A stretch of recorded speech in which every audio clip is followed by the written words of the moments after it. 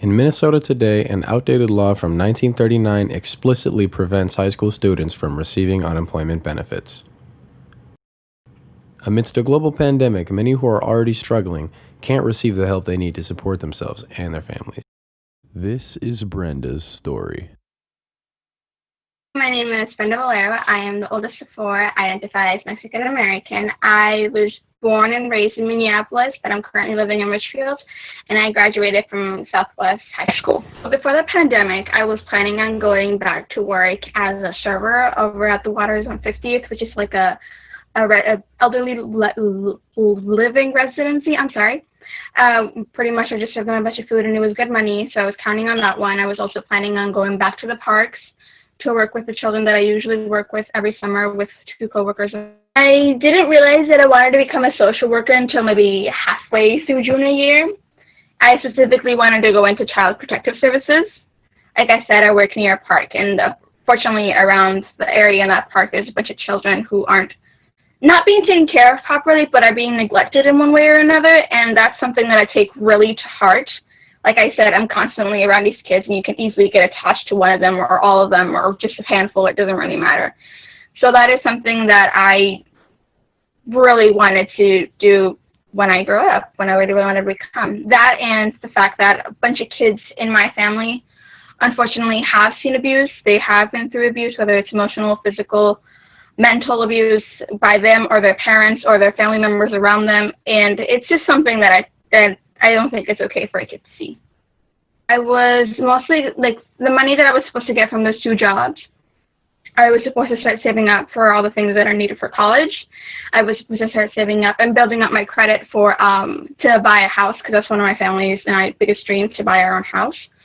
During the pandemic, when we first found out that we were supposed to go into quarantine, the first thing that popped into my head was pretty much, we only have one computer here, and it was mine. And it's a pretty old computer. It works when you're needing it to, but most of the time it lags. And first thing that popped into my head was, how are we supposed to get all four of us to turn in our schoolwork on time, meet with teachers, ask questions. Another thing is that my mom's job, she works at a restaurant, completely shut down, as in it's not going to open anymore. So she lost her job with that. She had absolutely no sort of benefits. They stopped paying her. They paid her weekly when she worked there, but after they closed down, she didn't get anything. My dad, the same thing. The restaurant he worked at also closed down. They worked for the same company. He got another job, but they were really low on hours, probably 2 or 3, sometimes maybe not even that. So like I mentioned earlier before, I am the oldest of four, which means that I have 3 younger siblings, and they take up a lot of time. They're both, 2 of them are actually going to middle school, one's going into their sophomore year, and I know that my parents, they will try to help me, but not everything is going to go out the way that it's supposed to turn out, and I needed to have some backup money, some money that I know for sure that I have in case of any emergencies for them, any emergencies for me, any family emergencies, just in case we don't particularly have our goals set when it comes to financial advice. Another thing is that for the park that I work at, I was really counting on like that above 300 paycheck almost every other week. When we closed down the parks, they only had a specific amount of hours that I worked for, and they only paid me for those amount of hours. If I was scheduled a certain week for those hours, I only worked those hours. So probably $80-$90 every 2 weeks is pretty much all the income that I got, and it isn't a lot to live by for a family of 6. Due to the fact that my parents are immigrants, we didn't get any sort of financial help, especially with the stimulus check, which could have helped us a lot with our rent, since we do pay a high rent here. It's a 4-bedroom and it's an expensive area. Another thing would be financial aid, was also a big thing for me. Like I said, my parents not here. I'm not from here, I'm sorry. And in order for them to sign my FAFSA paperwork and do all the signing and just pass it on, they had to have a social security number in order to go into FAFSA and make an account. And we spent, like, throughout the entire quarantine, me and my CCC coordinator over at Southwest pretty much started discussing a way that we could mail papers, because we didn't have a printer here either. We could print them out, send them, or how we can do this and that. And it was really complicated, and honestly aggravating process, just because of the fact that I felt time was running out and I couldn't do anything. And well, obviously, while you're stuck at home, not being able to physically do anything, your mind is just wanting to run away and do all the things that you're supposed to be doing for your future.